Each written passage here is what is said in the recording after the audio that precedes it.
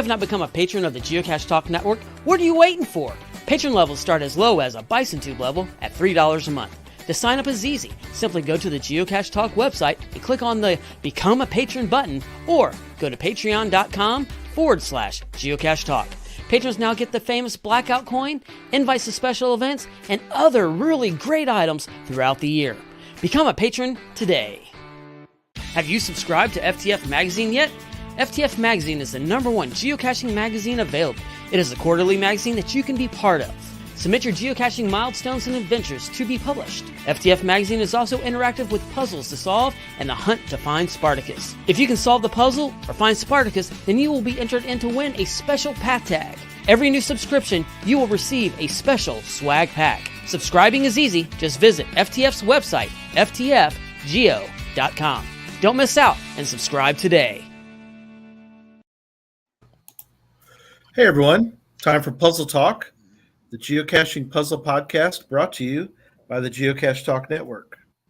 Here are your hosts, Charles Watkins and Tom Brotherman. Good evening, gentlemen. Good evening. Good evening. This will be an interesting show for sure.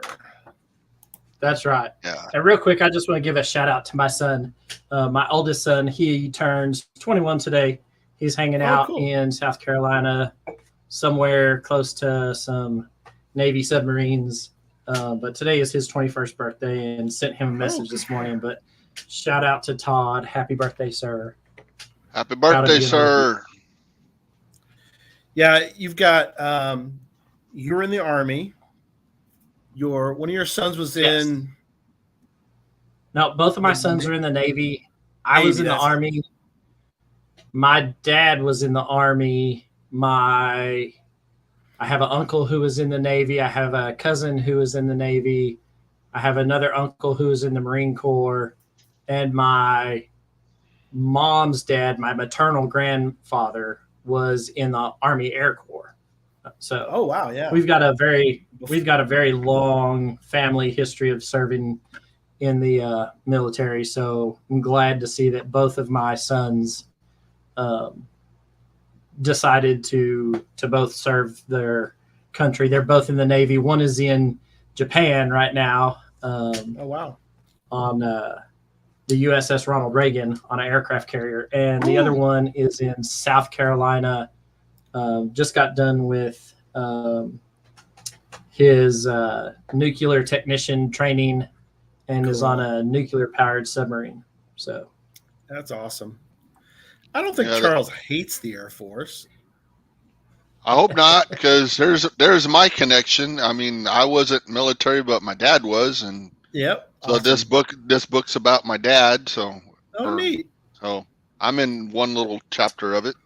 That's awesome. Absolutely. I haven't read it yet. I just got it. So well, thank everybody for their service and all our veterans watching tonight. I don't know how we got on a veteran kick, but we are. That's okay. Well, because you mentioned your son, that's why it came up. Yeah. Yeah. No big. That's great. That's wonderful.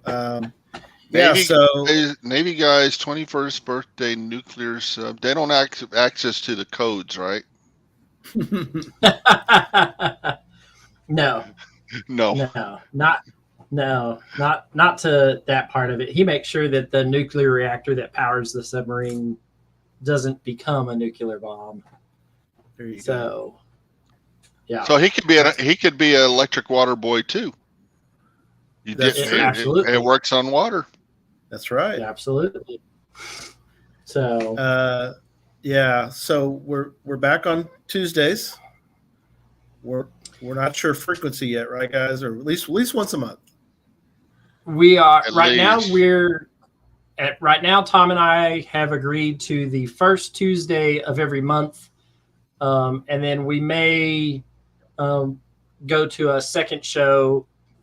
We'll see how the demand is for it.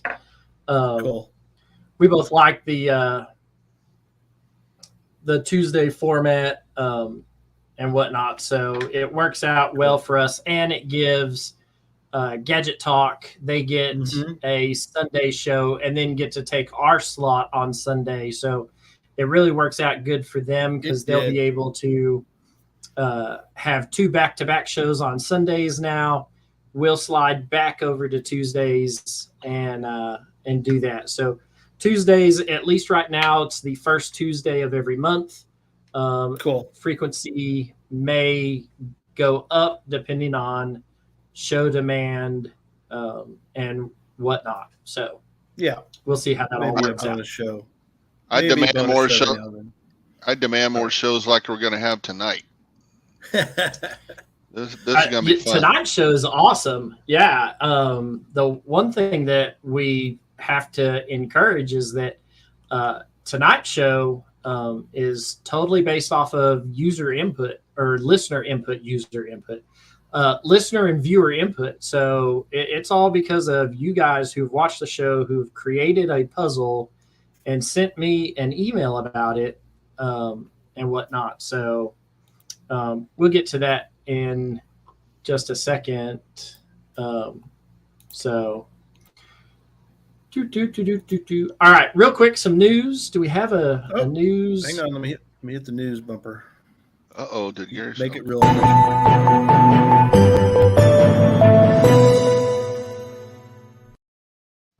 And not really news, but a reminder to everybody that we did make public the shirt puzzle.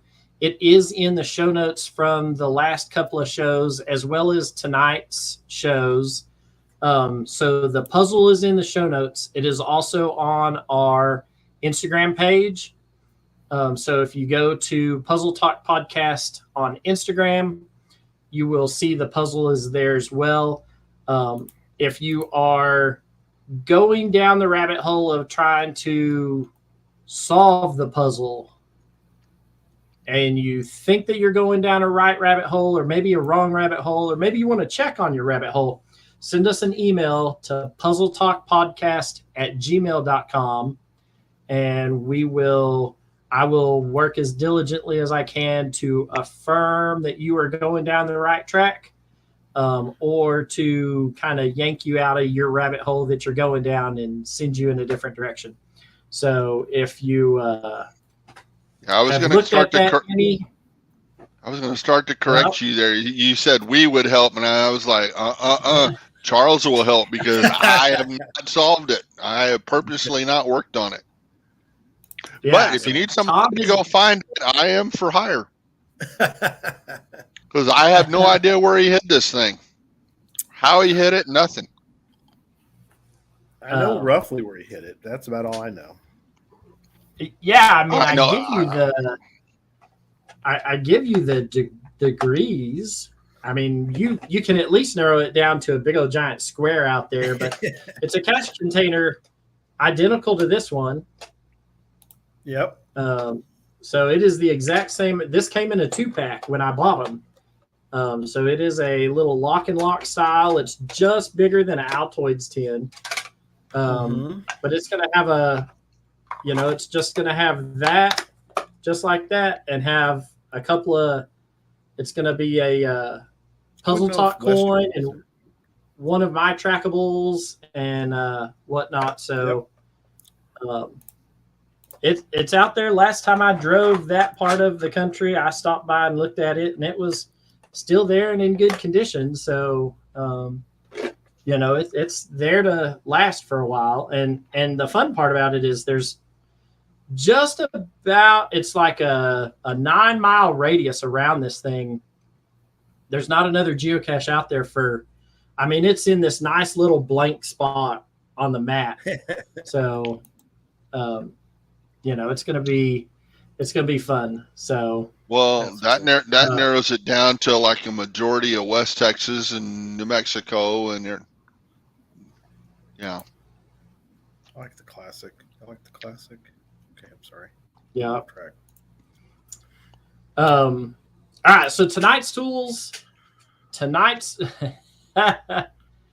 Yeah. Direwolf solved it, Tom. He says if you need help, just send him an email. He'd help. Hey, if you need help, I'll go find it for you. He's out of it. He was the first to solve, and so he already got his coin. We mailed it to him in a year-long premium membership, and all kinds of other stuff he got. Yeah. So, all right, tonight's tool's going to be previous shows. We've done these shows now. And you're thinking You could hit up Lolo's dream. She knows where it is. You could maybe bribe her with some barbecue or something. She might be able to tell you where it is. Yeah, I don't think she knows how to. She knows how to solve it, but there are resources out there. So if you need some help, reach out to us. Send us an email, and we'll be sure to help you. Yeah, there's us right there. So, all right. So tonight's tools is going to be previous shows, the Google and as Tom said, you're all thinking cap. So, yeah. We'll skip over the previous tools, but those are in the show notes. But prepare that for an answer, though. Yep. All right. So tonight's show is going to be highlighting puzzle caches made by you, the viewers of the show, right? These are caches that you created by watching the Puzzle Talk show and then took the idea that we gave you in one of our past 20, 40 some odd shows and created a geocache, got it published, and then you sent it to you sent it in to us once it got published. This was one of the very first goals that I discussed with Gary and Tom when we were talking about creating the Puzzle Talk show. We wanted to give you, the viewers, resources. We wanted to give resources out to the puzzle community so that you could solve these pesky puzzle caches that you'd been looking for. But we also wanted to give them to you so that you could create new puzzle caches for your local caching community. And these puzzles that we're going to highlight tonight are some of those where you did exactly that. So these are some of the caches that have been created across the country by viewers and listeners just like you. We're going to jump right into them, and we're going to start at the closest cache physically to me. Let me get in here and share my screen. I'll share it also with the chat room. They can play along at home. Oh, I got to let Dire Wolf off the hook. I was thinking this was his. I'm sorry. This one I have. Just finding our ways. Mm-hmm. So this one is Just Finding Our Ways. He is a local cacher. I say local. He's like 50-minute drive to get to his closest cache to me. And that's just across town here in Phoenix. He's out in Apache Junction. He was watching the show, and we came across this code that we highlighted in one of the shows. And then right after that show, code got loaded up into one of our favorite tools that you can use, Cache Sleuth. Cache Sleuth. Thank you, Cache Sleuth. So we sent him the alphabet. He got it loaded up onto his tools. I happen to agree with what John, that's Just Finding Our Ways, first name. His name's John. But we've talked about this, and he absolutely hates pill bottles because out here in Phoenix, they just don't last, right? The sun beats them up. They just don't do real well in the super hot, and end up getting to where they just crumble in your hands. But he came up with what he thinks is a pretty slick camouflage technique for this pill bottle, and hopefully it'll last. But but I think he ended up putting it inside a bison tube inside the container anyhow. But this is one of the codes that we highlighted on our show. And then the guy who runs the Cache Sleuth page saw it. He said, "Hey, I don't have that alphabet on my webpage." We sent him the diagram for it. He did all the work and got it to where you can create this. Now to go in and solve this, you've got to reverse engineer it. But it's there and doable. And I was surprised that we haven't had more of. This is going to be the only puzzle like this in tonight's show that is one of these ciphertext replacements like this that does a letter for letter. So gotcha. Was kind of cool. I know how to and Tom has solved a bunch of these. I haven't solved it but one, and the one that I've solved is I really didn't solve it because I created it for a friend of mine. Right. But we got a really nice email from John about this one, and he said, "Hey, look, it's all your fault," and he kind of blamed me for some of this stuff, but he also wrote a very heartfelt thank you for some of the stuff that we on this show had done for the caching community in bringing, some highlighting an aspect of the geocaching world that a lot of people shy away from, and kind of took a separate approach to it, to give people the tools, tips, and tricks to solve these puzzles, and not just, oh, well, here's the answer. So this one is one of those. He's got a solution checker. That's always a good thing. Always and whatnot. But he's got this up here that you have to do some meticulous deciphering. Tom, throw this bone you got out there out. Well, I mean, that's probably what you think it is up there. What's your first guess of what that is? That's this right here. It is, but it's not exactly that. I mean, because that's 13. Those are two different numbers. What's cool is the numbers he chose. It's kind of symbolic or significant. So I thought that was a little added bonus to it. My only problem with this whole thing, and Jeff hit on it, you need some spaces. Yeah. No. It is nice to have spaces. This was hard for me. I'm looking at the screen. I got two screens going here. So yeah, when you see me, it looks like I'm looking off in spaces because I'm looking at a bigger screen that's over this way. My laptop's right here. But right.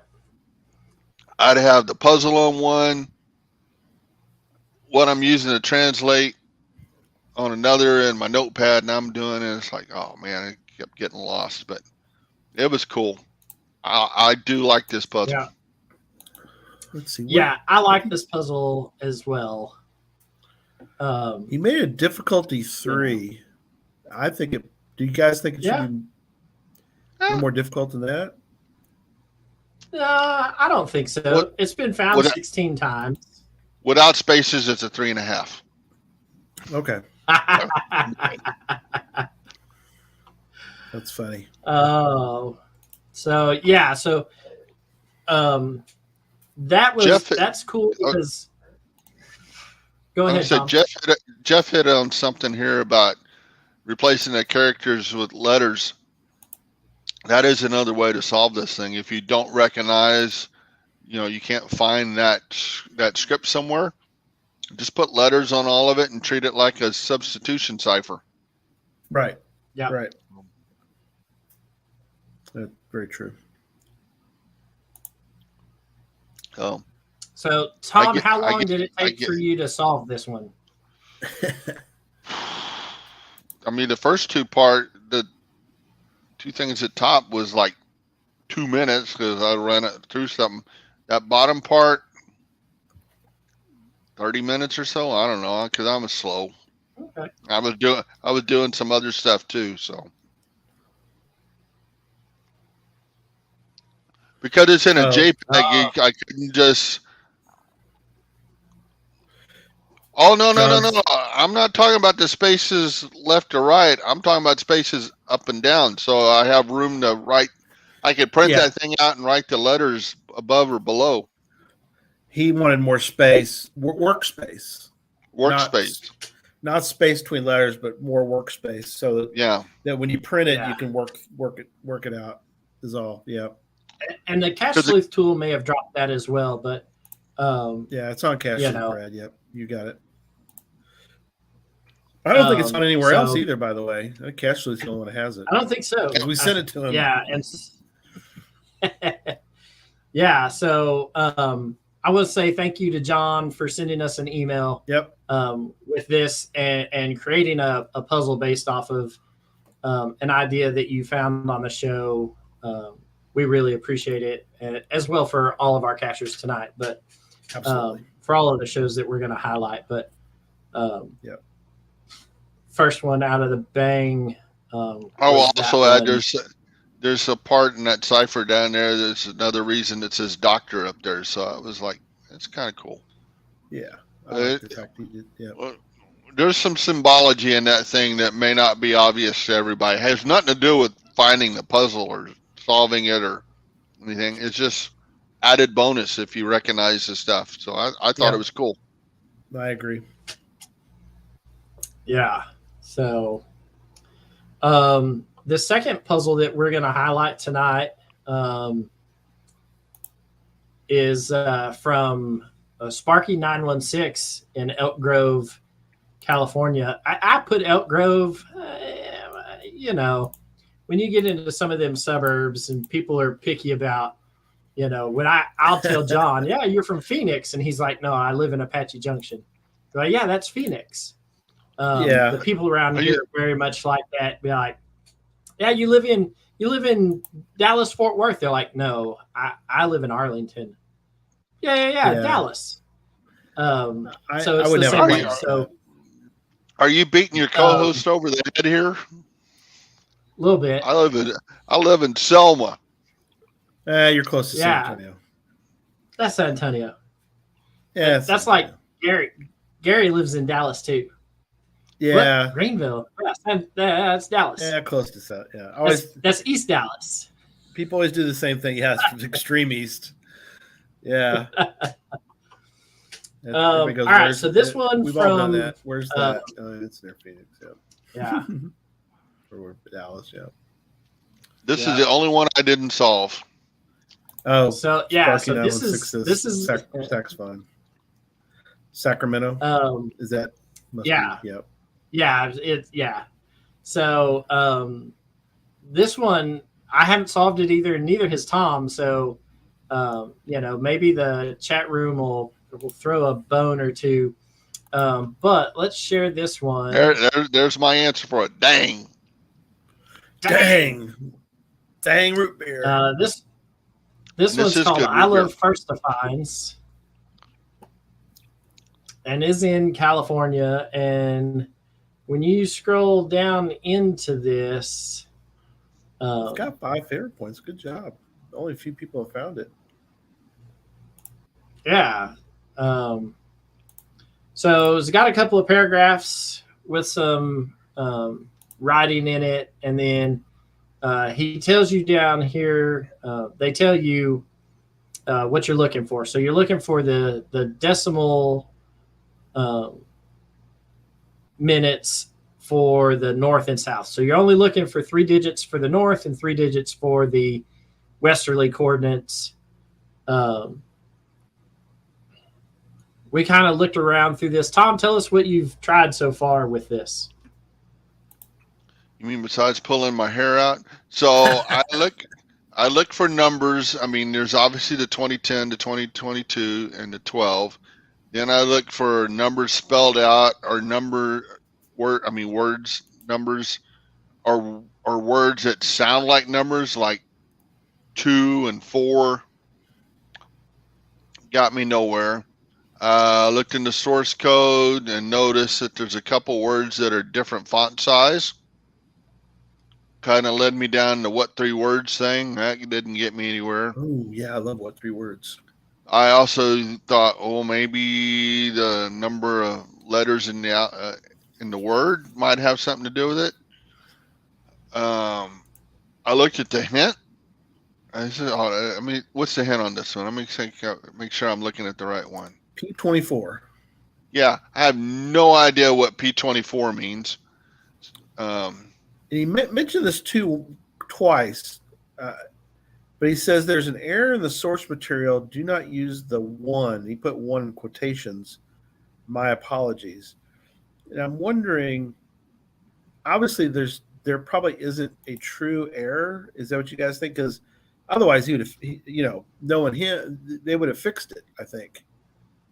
But I'm wondering if that's just a clue or a red herring, or I'm not sure, but I don't know. But this may be full of more herrings than a can of them. Page 24. Okay. One person said page 24.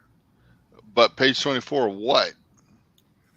Oh yeah, this CJ Fish Music's on. They solved it. They solved it. Were they first to find? Yeah, they were first to find. So there's, ironically, Charles, we've got the first to find on the I Love First to Find puzzle. There you go. Well, it obviously worked out for them. They figured out, what was going on here, which is funny because we've apparently did a show that did some of this somewhere, and whatnot. So P24, a quick Google search doesn't help you much. The entire first page of or maybe it does, and we just don't know it yet. But the entire first page of Google, when you do P24, is an antigen for the HIV virus. So in fact, the first 2 pages of Google, when you Google a P24, is just that. So right. So Tom mentioned the way to start. So. And then Direwolf mentioned, and a couple people have mentioned about, was he FDF on his 24th find. So I got to think with the hint about the 1 thing that it is looking up like the 2 and the 4. Right. But I'm missing something. Check their FTFs. Yeah. So hey, if the Bird Turtles has got a good idea. If you guys that are watching the show or listening on the podcast after the fact, if you guys take a look at this, it's GC9Q5NB,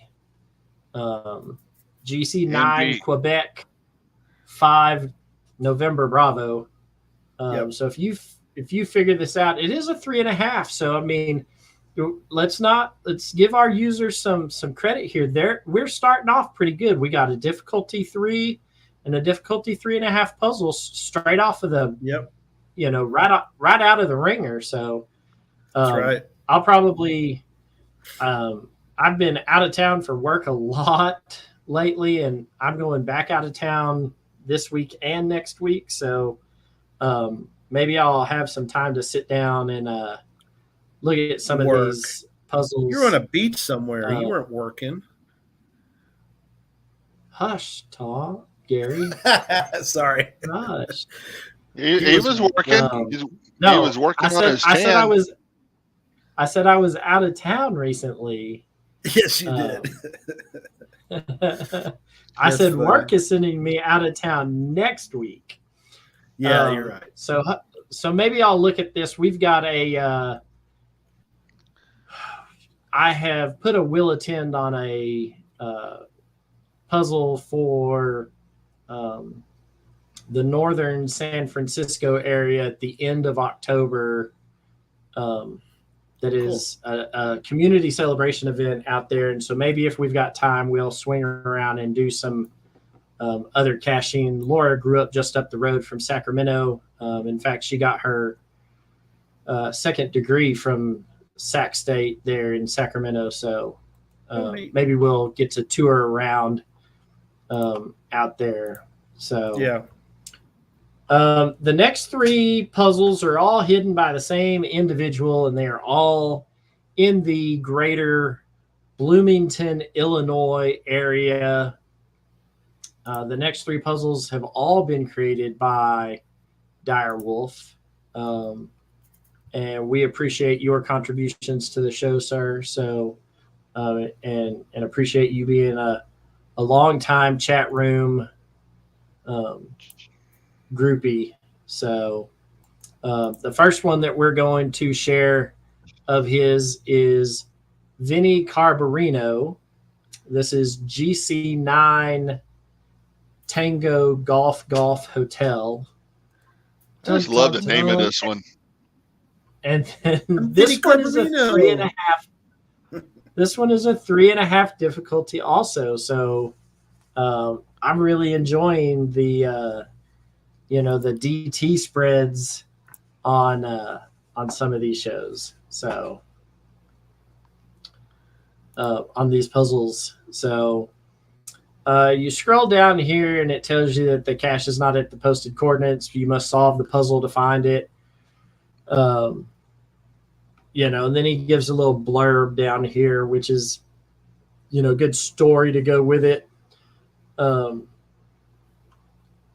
Ooh, yeah. Then he gives you some stuff. And then you end up with this. Give you some stuff. This one also has a solution checker, so good on you for that. But no additional hints, so that's keeping the difficulty up there. But if you look at this, there we go. John's hot on it. John's hot on it.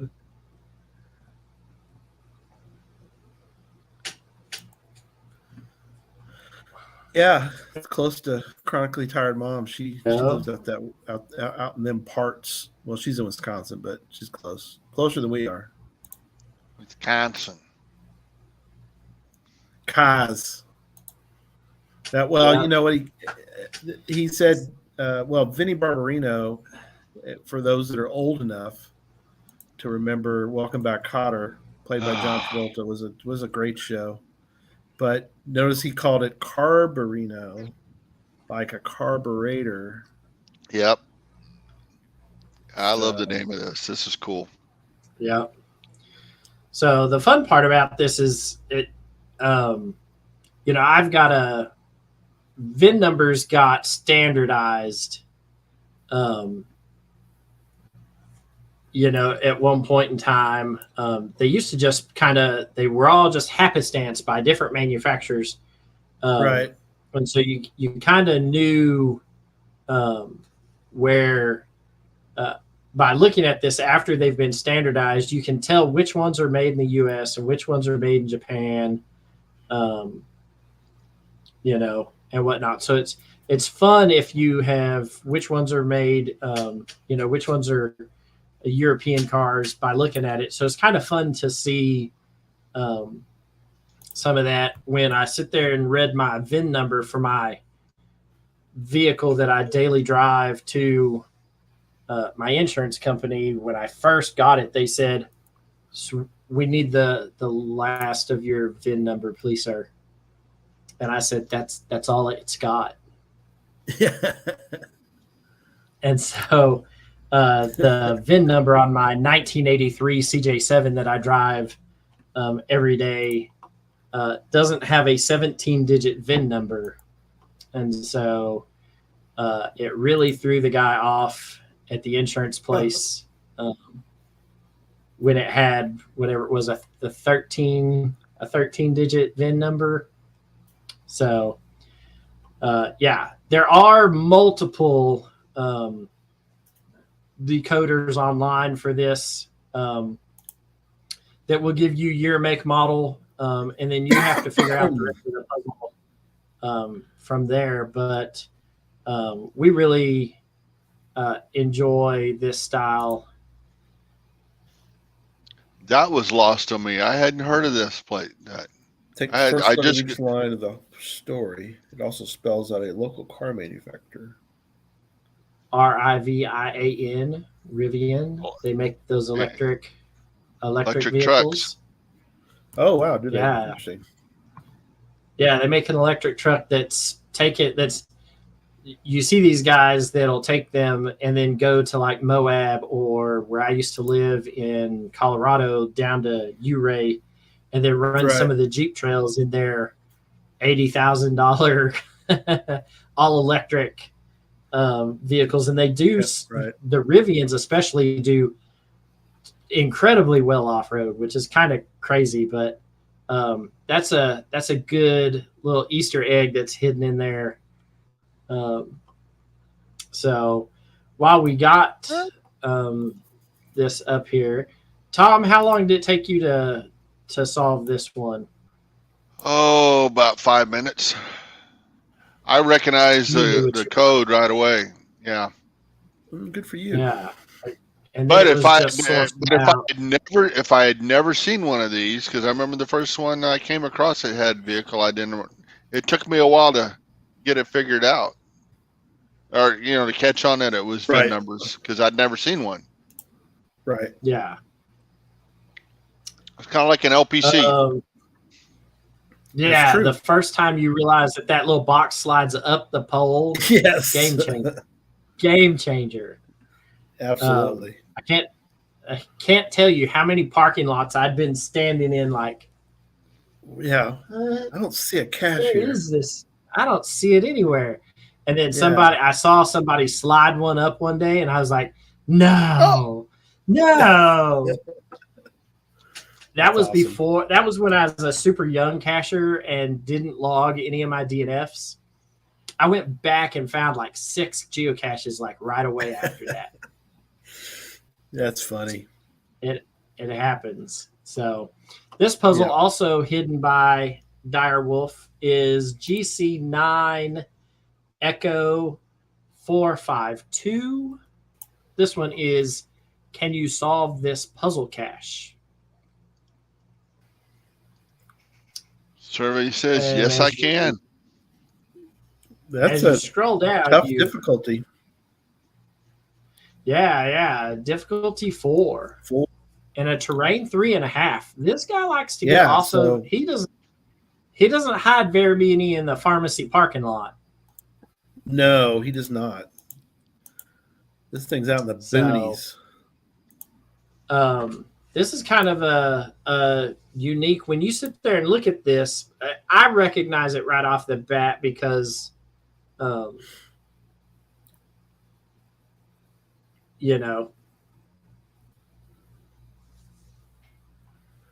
what does stick out to you on it? He's already up there. I knew he's going there. Yeah. If you count the number of letters in the cache title. But you were already there looking at the bottom. I was. I reckon. Now, again, mind you, I haven't solved any of these puzzles. And I haven't done anything more than, in preparation for this week's show, than pull them out of the email and put them in the show notes. That's okay. We don't, for us, a D3 maybe. But I'll tell you that I made a puzzle like this. Tom has made a puzzle like this for a mega event. I've made a puzzle cache just like this for the puzzles portion of Moga, and out of the so many groups that went to this Moga puzzle challenge, there were 3 groups that solved this one puzzle out of the 18 or so groups of people that were trying to do that. So I think you're okay with that because. And did your because did your Moga puzzle start with "Welcome to" something? Yes. Every one of these I've seen has been a "Welcome to" something. So this, I mean, I recognize at the bottom. I was pretty sure of it, but with the different title, it wasn't immediately obvious. Stick out right away. Yeah. And Darren says that he has 2 that are very similar to this. So when you come back down here, now that we've kind of we at least have given you enough to take that and run with it. It's got something to do with the title of the cache, but you get to go through here and decipher all of this. It's I like it. It's a good.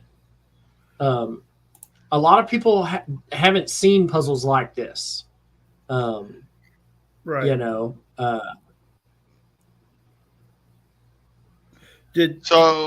your Cache Fest one like this? Sorry. I was just saying, now I complained about the first puzzle not having space, and this one I'm not, because on this puzzle I dump it into Excel, and then I do work on it. I do text delimited to split things up. Right. And then go in and do find and replace. Oh, okay. It's a good tip. Yeah, because you can highlight this, you can then copy and paste it into other formats to manipulate it, like Tom's saying in Excel. Right. Had you created this and then made it into a JPEG file, or a PNG picture of some type, and then uploaded the photo, that would have made it a little more.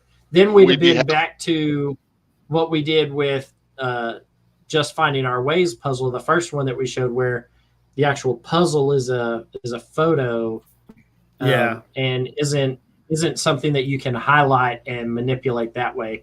Makes it a little more difficult, but I think you're probably on par with this one for the difficulty.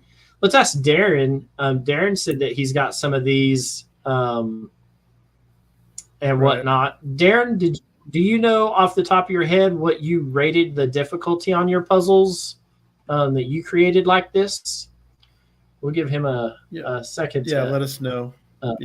Thanks. Yeah, Darren. Answer. Just curious for comparison's sakes on this, but I would say that Direwolf, you're probably good with the 4 difficulty in this, just because probably a good number of cachers don't. Engineer 42 is not seeing it, and also Karen. Okay, so which is fine. We understand. Yeah, absolutely. We'll back this up just a hair, because I'm sure that Direwolf probably is okay with that. But if you count the number of letters you get here, right, you come up with a nice even number. Probably something in the neighborhood of 26. Yeah. A little more than 25, a little less than 27. Oh, more in there. Darren says close. Darren says this is a 3.5 too.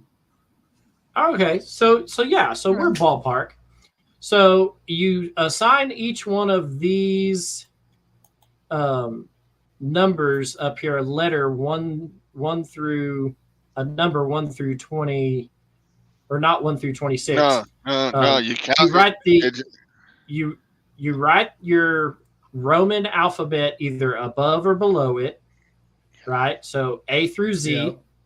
You write A through Z below it, right? So C is A is B, N is C, right? So you write your ABCs underneath each letter all the way through the alphabet.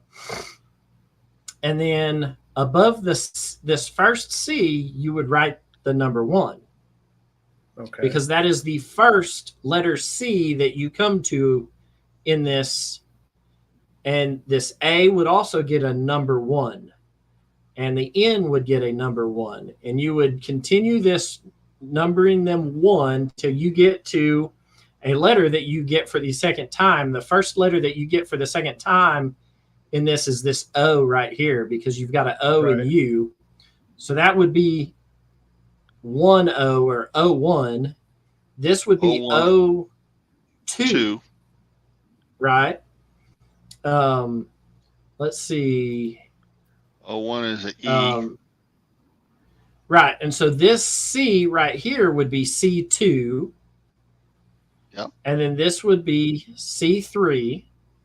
Right. And so then you take that. So if we just look at C1, right, let's just take C1 or 1C. We'll see how he has it down below. And we know that 1C or C1 is the letter A. Equals the letter A. Right. So we're looking for C1, and we see C1 right here.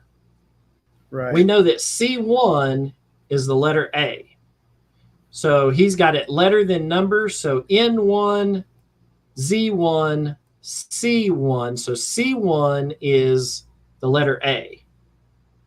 Yeah. And but you know, you said something that makes it a little different here. Yeah, Cache Fest. You could have reversed it around, because I think every one I've seen has been letter number.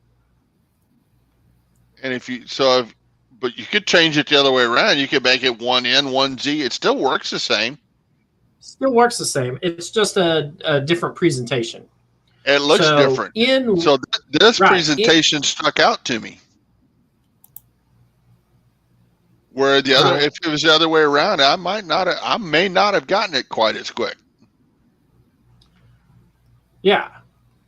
So we know that N1 right here, the first 2 characters in this puzzle are a B or as a C. So you got A, B, C. So N1 is C. Yeah.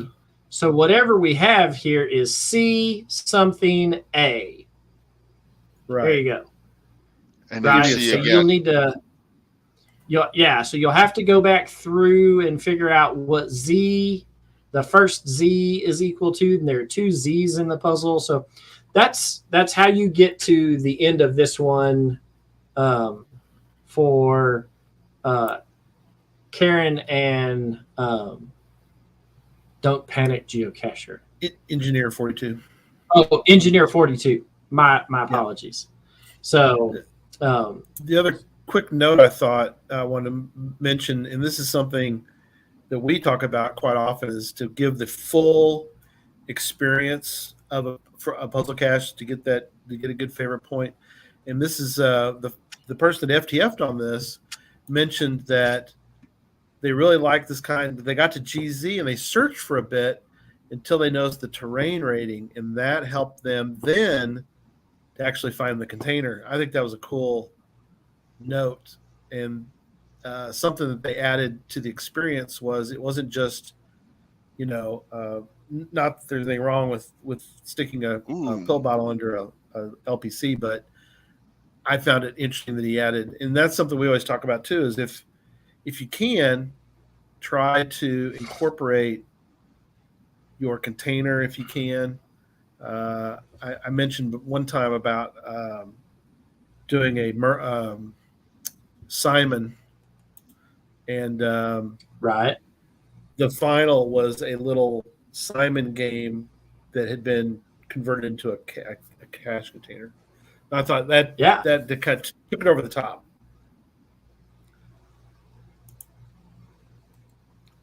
Gave it the Okay. yeah. So there's another one by. Welcome. Thanks for coming. Thanks for joining us, Sweden. Well, hey, what part of Sweden? Yeah, where are you in Sweden before you leave us? 3:49 a.m. That's awesome. Wow, that's dedication. We have a lot of Nordic and Scandinavian listeners and watchers of the show and everybody. That's great. A lot of Sweden, Finland, and Norway. So thank you guys that are in those. Well, thank you wherever you are in the world. But since we had somebody here from Sweden, I wanted to at least mention. It made me think about our Norway and Finland brethren as well. It never gets dark there right now this time of year. Here you go. It's daylight. There you go. Cool. We appreciate your time. Thank you for tuning in. Now go to bed. Go to bed. And we're trying to keep viewers. He gets a pass. He can watch the rest of this on the rerun. There you go. That's right. So this last one that is also by Direwolf, it's fun because he said he didn't know what he was going to title this one until he got the GC code for it. And this one is GC9 Juliet Zulu Zulu, or JJZZ. And so this is Jay Jazenheimer. Jingleheimer Schmidt. Yeah. So hey, his name's my name too. I didn't know if you knew that. Gary. Okay. I will get in my car and I will drive your way tonight and shoot you. Who's on first? Yes. Right. Who's on first? All right. So it's funny because I was talking to Tom about this. He's like, I had the hardest time with this one. And then he just decided he was going to solve it by hand. And I was like, Tom, like we specifically showed this in a show. It's in our show notes. I've slept since So that's funny. Tom's was this one that does show? have a checker. This one has a checker as well, and whatnot. There's a whole alphabet that goes with this. We showed it in some. I'll have to pull up some show notes, but we did take this one and we put it straight in some show notes. It's got a whole 26-letter alphabet with it, as well as numbers, and 3.5. So if you've never seen it, like Tom doesn't remember ever seeing it, even though he was on that show. Are you sure? Was I asleep at that point? Well, you've slept since. That's the point.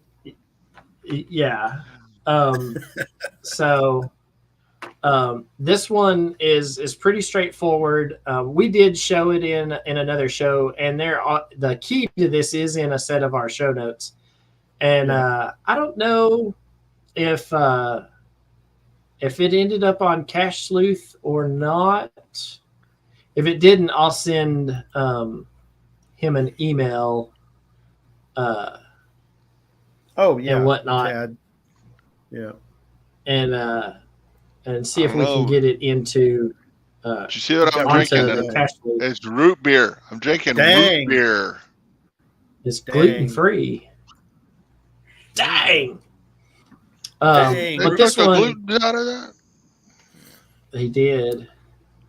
But this one, if you sleuth back through some of our show notes, we did. Is it in on? All right, good. Yeah. So there is. Okay. Yeah. So cool. The keys are out there, and whatnot. But yeah, when Tom told me, I had the hardest time with that one, I just giggled. I was like, except we showed that in a show. Don't remember it, so I'll tell you what I did. I took, because that's a JPEG image there, if I remember right. Yeah. I don't know. It's an image though. And I did the reverse image search on Google, and it gave me nothing. You know, not Clever. even the slightest bunny trail to go down. So I thought, I wonder if I can just figure this out, because you already know, since you've got all the digits there. Well, you know what the first two for the north are, and you know the first three for sure on the west. And since on the west he's got the exact same number there, you're pretty sure you know what those two are. Yeah. And if you scroll up where the cache is hidden, it's north 30. Well, because he's got two different things there, you know. Right. Yeah, there's not a repeat of the zero. There's not a repeat of the zero, so you know it's not 30. So Right. then I started figuring, you know, I thought, well, okay, so it's the first thing can't be a 4, so it's got to be a 2. And then and you know, the last, you got a 0 and a 4 on the bottom, and you got a 4 in the middle. So you already got a chunk of it knocked out. And so then it was like, okay, well, the west, you know, that's an 8-8. And so then is that a 9 or an 8 up there? And I thought, well, okay. And if I was making this thing up, adding one color to the thing, that's probably a 9 there. So if I stick with that, I use that same kind of logic going through. Oh, and then that repeats down there. So you got the bottom knocked out. Right. I mean, That's smart. It didn't take too long. So this is even without knowing the thing, this is a very doable puzzle. If you can think it through. Right. What's funny about that though is, of course, we're laughing because we, like you said, we did on the show, but Tom, that Tom is very insightful and is really good for everybody who is learning how to work on puzzle caches. Is do what Tom just did, and that will help you a lot. Break it down. Look for patterns. Write in what you know. Yep. Put in what you know. Absolutely. Those are good. Those are good skills there, Tom. Okay, my thinking hat ain't dented. Yeah, so a little bump back there. Thank you to Steve for the caches and whatnot. We appreciate that and your willingness to let us use them on the show by emailing them to us. So we appreciate that. The next one we're going to do, we have shown on the show before, but we're going to show it briefly again. This one is GC8 Yankee Alpha 3 Delta. This one is by G Slink and Slinky Mama in the far east Dallas. Yeah, they're in Dallas. Area. Far east. Oh, you must have added that one. I didn't look at this one. Very far east. So we've already, I've got it solved. So I've got to get past my solution and whatnot. So this one is not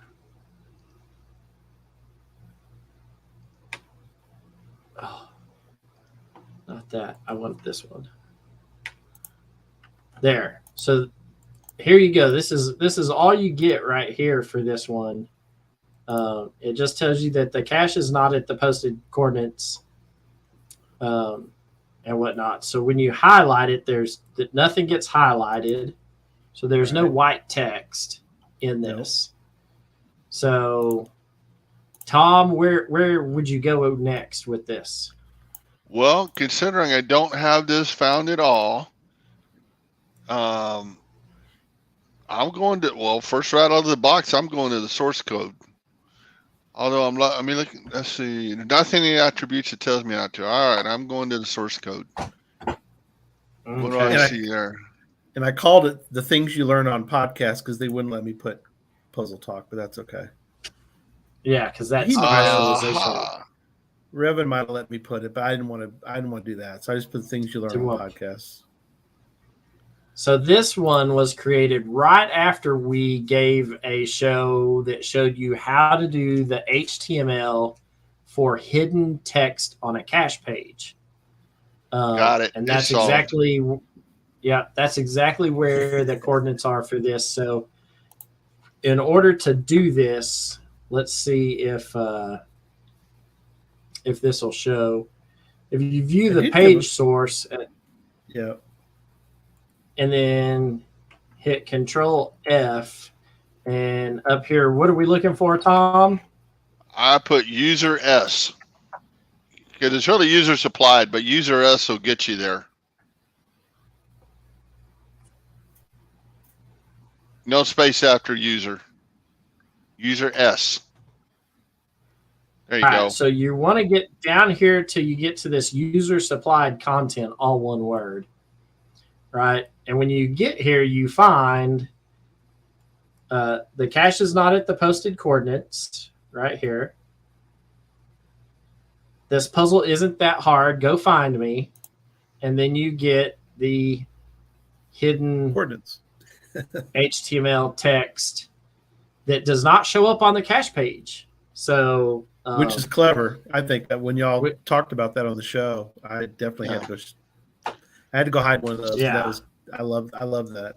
So for the people who have never seen this, what we're looking at, this is the code that makes the cache page, and you don't have to understand what you're looking at here because, well, I'd say about 80% of it I don't understand. I know what it's doing, but I don't know how. It's all voodoo. But the only part that you have, or the person writing this cache page, like if I was creating one, you're creating one, the only part you have any control over is where it says user supplied content. Yeah. So when you go create a page and you write the short description part, that's where that first part goes. And all the part that's in the main body of your cache page, that's in the bottom part there. Yeah. And so here's your short description. Your short description would show up right here. And then if you don't have a short description, because they took that functionality, did they take it away? It's been a while since I've created a cache page. But it's there used to be a short description section and then your long main body. Right. And your long description is found right here. And that's what this is. So this is all the HTML on the back side of the web page that makes different colors, different size font, pictures, all of that stuff is all going to be right here and then here's your coordinate checker and whatnot. So, but this is where you find that hidden text on a cache page, and it shows up just like that. So that little less than sign or whatever, and the 2 dashes and the exclamation point, that's the code to tell it, okay, from this point on, don't put any of this in here. This is all going to be hidden stuff, and then you write what you want, and then there's whatever it was on the end to close it. So that will not show up. Right. Even if you highlight the screen, you're not going to see anything there. It's not like it's white text, because some people do that. They'll put text in there, but they'll change the color to white or whatever your background is to match it. Yep. This doesn't show up at all. Yep. Right. It's a nice little, it's a little stash point. Go ahead. Yeah, which is why I highlighted the cache page to show you there's no there's no white text on the cache page, because some cache owners will do just like Tom said and make white text on the cache page. Yep. So little cubby hole inside the source code. That's right. So the last puzzle that we're going to go over tonight is GC9 Quebec Papa 9 Tango. This one was created 4 Smile Makers in Gillette, Wyoming. This one is a 3 difficulty. Do you see me smiling about this one? I'm not smiling.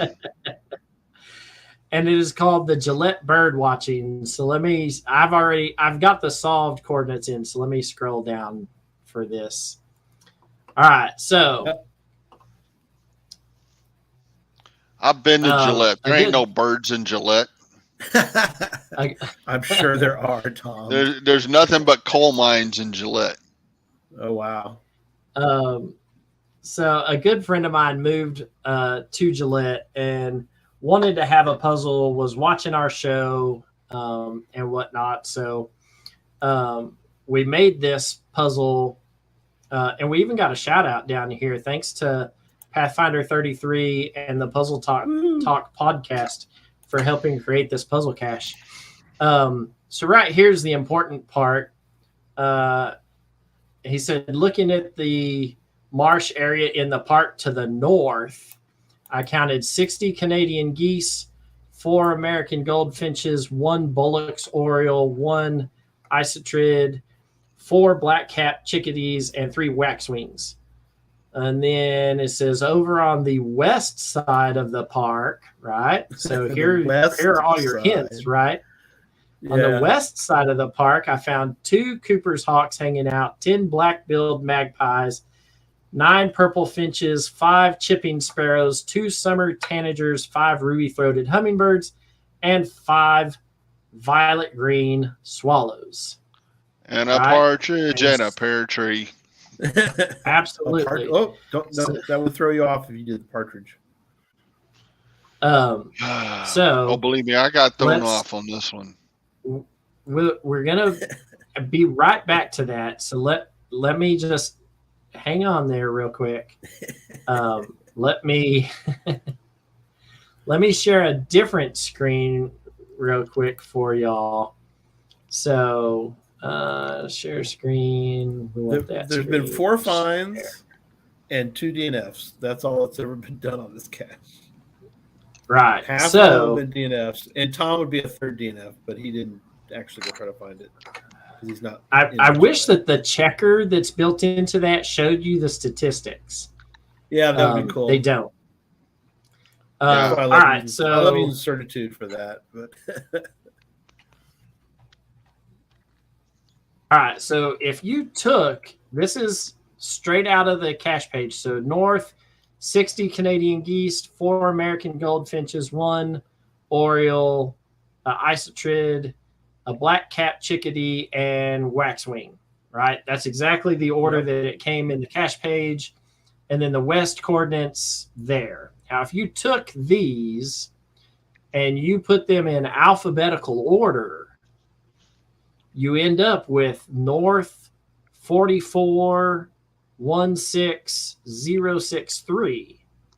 And if you go back to the cache page, that's like right there. And then the same thing with the west. If you do west 105-29525, right, which is putting the westerly coordinates in alphabetical order, you end up with some coordinates that put you in this park, right? So you're thinking, got it. So you're like, I've got to be there, right? And whatnot. So, family friendly show.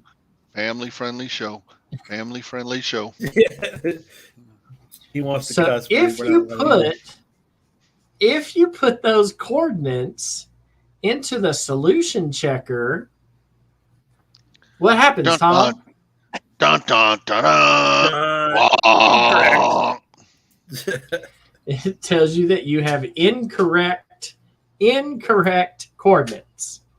So if you solve the puzzle on the cache page, and then it told you that your coordinates were not correct, and you went back and checked, and you're like, no, absolutely, that's right. And it told you that you were still wrong, what would you do? Well, I tried different alphabetical order stuff, and I played with that too. Bum, bum, bum, bum. Wah, wah, wah, wah. Yep. And so, because I've created this Family-friendly show. Family-friendly show.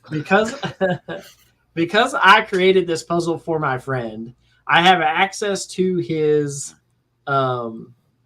cache profile because I go in there and update his geocaching stats and do a bunch of other stuff, add HTML to his profile and whatnot. So I do all kinds of fun stuff for my buddy Dave and whatnot. Dave's not here. That's right. But we will. When you come in here and look at this last one, right? This cache member, this cacher right here has had a hard time with it. Oh, there you go, yeah. And whatnot, and it, there were a couple of yep. So it's been found. There's not a whole lot of cachers in the Gillette, Wyoming area, and most people come in from out of town. There are some DNFs, but if you look, this guy right here said that he solved the puzzle, but somehow the checker told him that his coordinates were incorrect, and so he removed the apostrophe and resubmitted the same coordinates that solved the puzzle, and somehow he said that the checker told him it was correct. I wasn't there, so I can't say anything to that. But he ended up with the solved coordinates for the puzzle, which don't solve the geocache. Right. So if you come up here and look at all of this, and you come back to our handy dandy page source, and you hit Control F, and you look for User S, right? User supplied content. Here's our user supplied content. This is the cache page. There's nothing to find. Please don't go there. You don't have it up. You're still in the description. Oh. All right, hang on. That's fine. I know why. Now, while you're doing that, my other thought was to go to the Audubon page and look for numbers of the birds, but that probably was not the right route to go. Nope. Right. So here's your user supplied content. And if you sit there and look at all of this, because of the way the HTML runs, if you come and scroll all the way out here, you get this right in the middle of the paragraphs. The cache is located at this.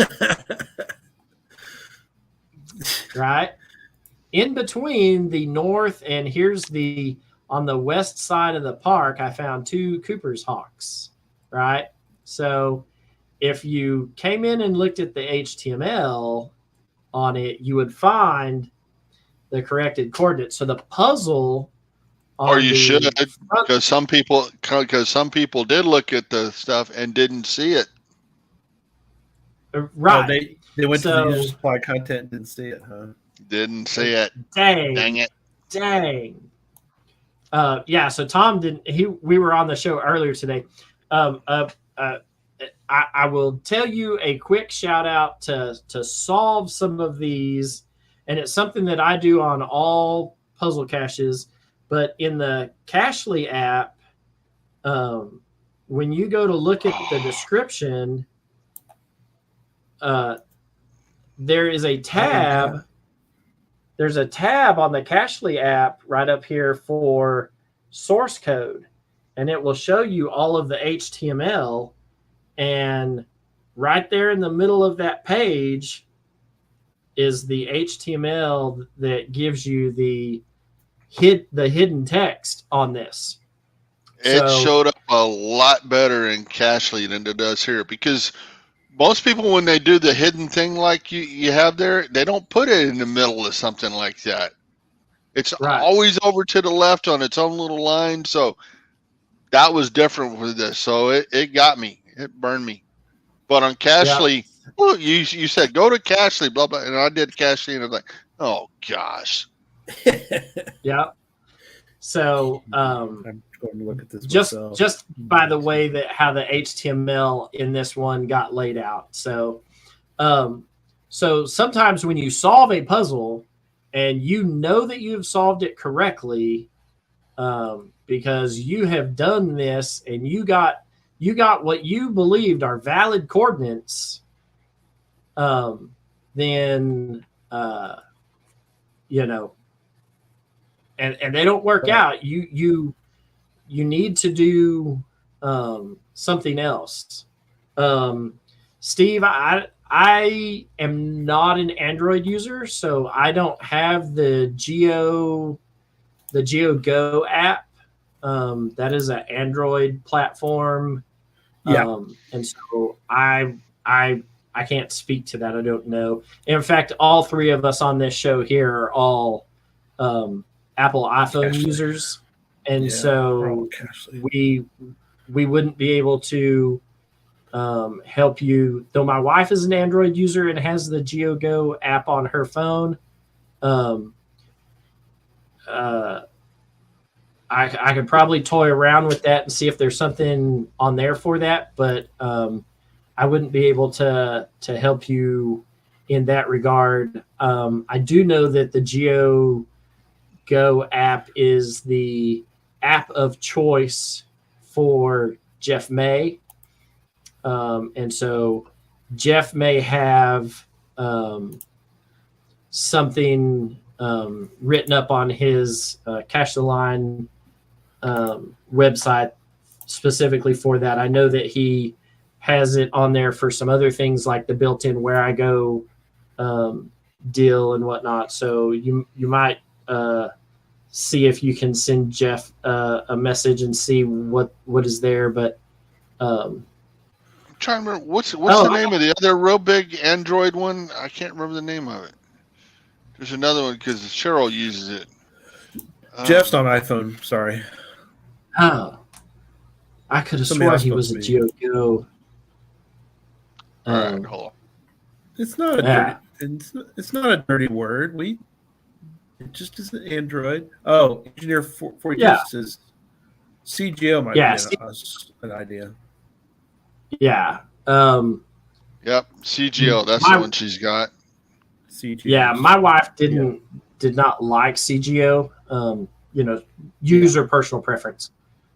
She has GeoGo, but my wife uses almost everything that she does for geocaching on her Android. She uses the official app and she absolutely loves it. So I couldn't tell you. I use the official geocaching app to send answers to earth caches and virtuals, and everything else that I do on Cashly. So you know what? You can do what you just said on Cashly too. Yeah, I go to Cashly and it ports. If you can do answer and it ports you over then back, so it does a little loop around when you use it. So now I get on the official app and the official music says CGO doesn't have the source code built into it. So. Nope. I just hollered at Cheryl and she told me the same thing. Yeah. So Daryl uses the HQ. Oh my gosh, that's two people now that use the HQ. Well, three if you count them. But you're not caching with the HQ app. You're just answering. My wife does. My wife does. Your wife and Dire Wolf. That's the only two people I know that use. I don't even know that Lackeys use that app. Thanks for being with us, Karen. We're wrapping up too. Yeah.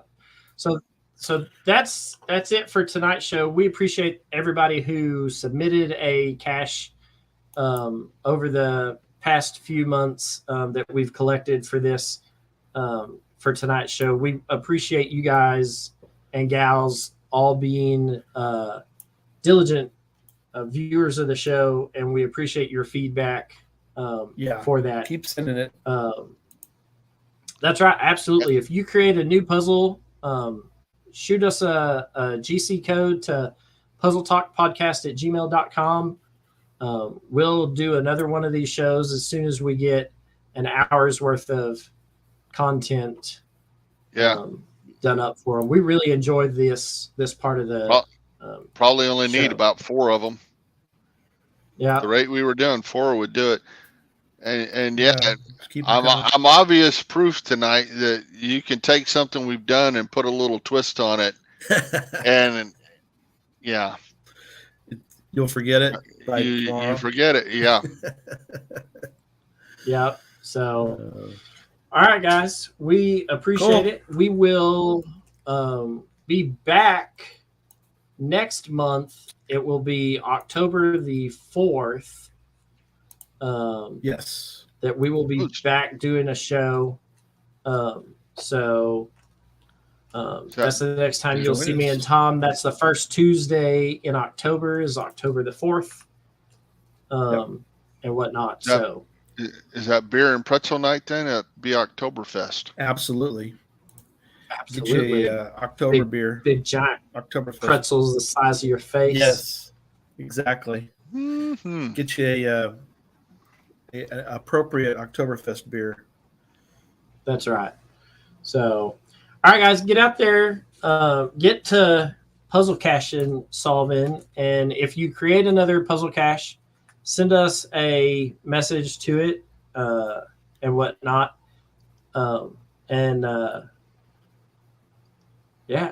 Good show tonight, Tom. And don't forget to smash that like button. Smoosh the like button, please. Thanks. Good night, everybody.